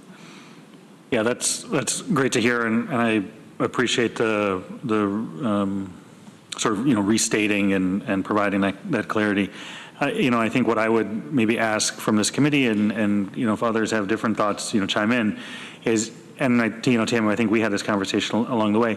As you get that information, as you're learning more, as you can expose us as legislators and members of the community and other participants to those learnings, so that when it comes time to dig into a recommendation or get into the nitty-gritty of some of the nuance of what you're proposing, we're already an informed body. And that's what I'm hoping to, just because if we try to digest it all at once, it's very overwhelming, and there's a lot. And so if we can take small bites at it, when we get to the point where we need to have a critical, educated conversation around possible solutions and modifying possible recommendations, we already, as a committee and as legislators, have a solid footing to be able to address in as quickly as possible and as informed as possible way, what you're going to present to us. So that's why, any tidbit or any information or anything you can point or share in advance along the way, as long as it's not creating, more work for you, but it's just sort of reporting out and sharing. That's what I hope that our regular engagement with your position in our committee will be, is really to inform, to educate, to allow us to sort of understand best, so that when we get to a point, we're prepped for the destination you're ultimately going to get us to. And thank you. I'll do that. And I just wanted to mention the encampments. So the outreach team used to go out to the encampments, but because there's just more violence, there's not really a safe place right now for people to go. So the outreach team has not been going out there. I think a couple people went out together just to provide Narcan because I think they were low on Narcan, but right now it's not a safe place for people to go. So On the advice of law enforcement. on the advice of law enforcement. So because I've also been researching the Houston when they were dealing with the chronically homeless there, and one of the things that they did is they were looking at how many encampments, how many tents are in each encampment, how many people are out there. We don't have that data, so that's what I'm kind of looking at now. I'm trying to figure out how we can do that safely, so we have a sense of what are we looking at out there. So, is there, obviously, safety of those that are providing services is utmost and paramount, right? I think we also have to consider safety of all of those in our community and how we reach those. So I would be, I don't know if this is a question that can be answered today, but in my mind, it raises the question, what are we considering, or what are we looking at, and we being those that are, outreach workers or historically have gone to those places to reach those individuals. Is there a plan? Is there a way to create a more safe environment for the outreach workers? Yep. And how can we just sort of not step back, but try to reach into that community? right, so what the plan is right now is to perhaps set up 2 different days that kind of have a tent and outside of the 2 different main encampments, and have outreachers be there, for a period of time, in 2 or 3 people, and also put signs up at like STAP and REACH and OAR and the shelter to let people know when they go and visit that the outreach workers will be there to provide support on these 2 different days. So that's the plan right now. Okay, great. They hasn't been set up yet, but that's the direction they want to move in, so that they can still have a pulse and to help out people that are living there. Great. Okay. Yeah, sort of meet them at the front door. Yes, exactly. Okay. Mike? I just wonder where the city was with its mobile shower, I think it was laundry too, was probably part of that. Wasn't laundry, it was shower and bathrooms, and they're still looking at that. Ann, did you have a question? I just wanted to comment, thank you for all this work you've done in a short amount of time, and for just a shout out to you also for reconvening the outreach worker, I was to say not task force, but Community Outreach Worker Program for the steering committee. the steering Yeah, committee, yes. so to get that going again. Yes. Thank you. You're welcome. All right, well, Tammy, if you have something else, or Lisa, something else to add on the topic, appreciate both of your time and energy, and look forward to keep moving in a productive direction. Great, thank you. Thank you. Mike? I have something for after. Okay. So I guess we have committee members' report. Oh. Mike? I don't know if this is the right place for it. It's more of a question for the committee. Okay. It just seems we had 2 groups that came in today looking for funding for certain things, which I think a lot of people would support or not.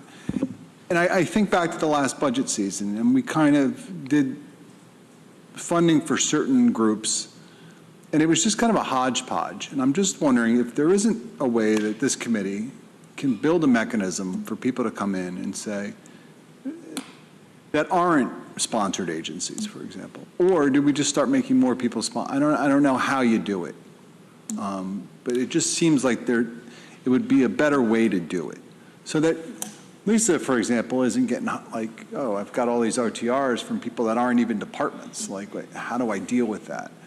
And it would just seem like it'd be easier if the Chamber of Commerce said, oh, well, this is a great program. I think we could fund this. Where do I go with it? Oh, I'm going to go to this committee, our committee, and this committee would then move forward with a proposal. And I don't know if that's the mechanism that we should use. That seems to be an easy way to do it, but I don't know. So I'm putting it on you, leader of our. No, I'm just kidding. Sure. Well, I guess my response. What I'm saying. Yeah, my response to that question would be, I think it would make sense to sort of flag that question or concern to the legislature leadership, the budget committee leadership, and Lisa and Norma collectively, and maybe myself as chair of this committee, sort of making that request to them to understand. My understanding of the process is OTR requests that don't come from departments or sponsored agencies through you essentially are not considered by your budget? So I guess, help me say that better. sure, yeah. Please. So typically there's a mechanism in, so for example, an agency that has a request that is, that has an existing contract with a department, say, REACH or something like that. If they already have FoodNet, if they already have an existing relationship with a department or a contract, I would direct them to go through that department, and that department is more or less a vetting agency, and they can determine, okay, is there this need in the elderly? Is there this need in mental health or health services? And they negotiate with an agency. In these instances, these are kind of unicorns in a way that they don't have contracts with other departments. There is in the instance of the chamber, there's the STPB process, and that's been the sole pathway or mechanism. And then from there, it has been left to individual legislators to make amendments to the county administrator's recommended budget. In years where we're not under as much fiscal constraint as we anticipate we will be this year, if there was a directive by the legislature that this is a priority to fit this in, to meet a community need, et cetera, I could, find a way to fit it into a recommended budget, but I've been telling, existing agencies not to ask for additional funding this year, so it's difficult to justify to another entity that request. So, yeah, I totally hear what you're saying. I don't personally, just again, this is me as sole legislator talking.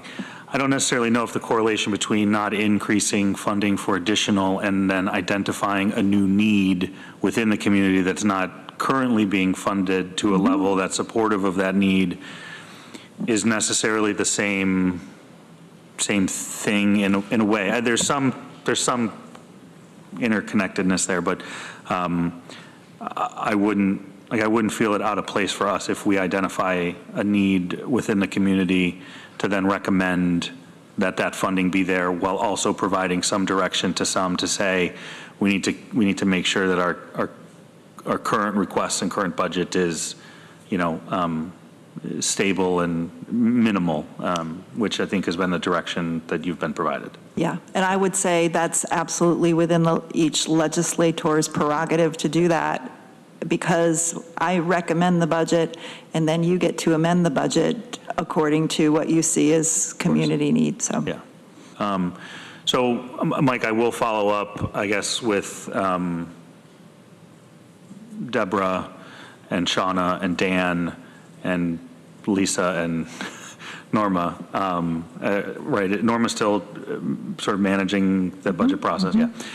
So to follow up on that request, and if there's does it make sense to do sort of a sense of the body resolution? Does it make sense to support that with just an individual member filed OTR, which seems to be what the direction is at this point, the member filed OTR? But we'll get some more clarity on that.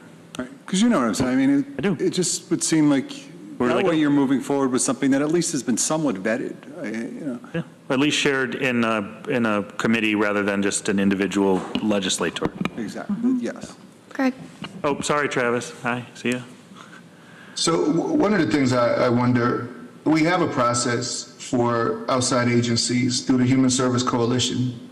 So I'm not sure why we're not pushing agencies to apply to become a member of the coalition and have them do that. The checks and balances that Mike is referring to is done through the coalition. You can ask for stats and data and information on whether folks did what they said they would do and how that works, and they can report out instead of, different agencies and programs getting money from us, and then there's, this lack of checks and balances. Why don't we push in more agencies to go through the Human Service Coalition when we already have that set up?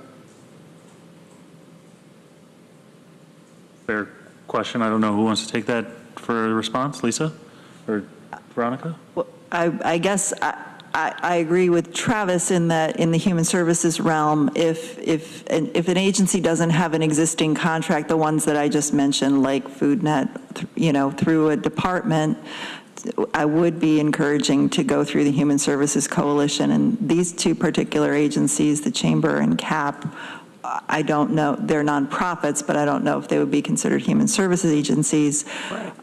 And they have been going through STPB, which has its own vetting process. And also separate, though, relationship with, in terms of this micro enterprise grant, which was through the planning department. And the legislature. Yep. Yeah. Ann, did you have something? It was, I think maybe you caught or summarized it, but I would like to see, and I think that's up to the legislators, whether it's through BCP, our leadership, because this conversation could be had in every single committee. And so if we could have something fairly soon, that we have direction, maybe it's a written procedure for things, if they're this, recommend they go through Human Services. If it's this, blah, blah, blah, and to keep a tally of things that might be coming up, because it's been urged upon us to get any over-target requests to get that information sooner, but I don't think we have a mechanism to do that. So maybe that refers back to BCP to help us with that as soon as possible, to advise the legislature, versus each committee could be, again, going through the same thing. Yeah, great point. Yeah, that's good. Sorry, that is a good point, Andy, because people will ask me, how do they get money from the county? And let's say it's a human service agency, and I'll say, go through the Human Service Coalition, apply, and then we get over-target requests from human service organizations that didn't go through the process. Then people are like, well, you told me to do this, but then you could do this. So it gets a little confusing. So I do think some direction would be great, and some clarity. And for the time when agencies have to apply to be part of those, to be consistent, so that people know from April through the end of May, for example, that's when they apply to be part of those agencies, because that's also extremely confusing. There are several agencies that were told last year that they would be told by the Human Service Coalition when openings were, and they weren't, and they missed out again this year. So it gets to be pretty confusing. So that would be great to have some clarity in the mechanism. And then to codify that, at least to have it in writing somewhere, so that people aren't, agencies, organizations are coming to us to ask that, if we could refer to that, because each of us might have our own interpretation, because we're trying to figure it out now. Yeah. Absolutely. Yeah. Yeah, and again, trying to understand, we have the Human Service Coalition, right? There's, like one of the requests today was around economic development and those type of things. So I think there's multiple buckets that some of these things will fall in. There's more appropriate places for some organizations than others. So Lisa, maybe that's something that we could have, or you could raise maybe at a leadership conversation, or if whatever makes the most sense. I see you writing it down. I'm adding to my list. Thank you. Of course. All right, well, I want to be mindful of time. It's 1:59. We need to, if there's no other committee member reports or comments, we need to approve the minutes of June 7th, 2023. Could I have a motion moved by Ann, seconded by Mike? We're going to take a roll call for that unless there's any changes to those minutes. All right, seeing no changes being proposed. Travis? Yep. Yes. Annie? Yes. Mike? Yes. Veronica? Yes. And I'm a yes. So the minutes of June 27th are approved. Any other comments by members of the committee? All right, seeing none, I'll just ask for a motion to adjourn. All right, moved by Mike, seconded by Ann. All those in favor, Travis? Yes? Yes. Annie? Yes. Mike? Yes. Veronica? Yes. And I'm a yes. That concludes the meeting for today. Thanks, everybody. Have a great weekend. Thank you, Greg.